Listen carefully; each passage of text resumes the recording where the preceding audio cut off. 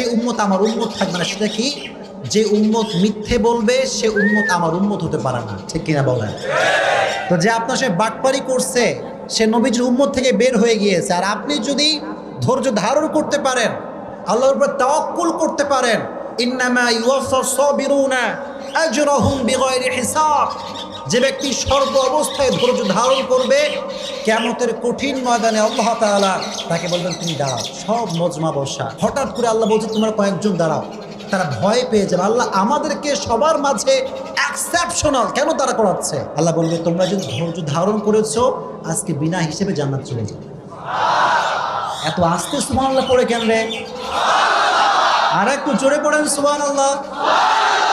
তাহলে কেউ আপনার ঠকাইলে আপনি ঠকছেন না জিতছেন?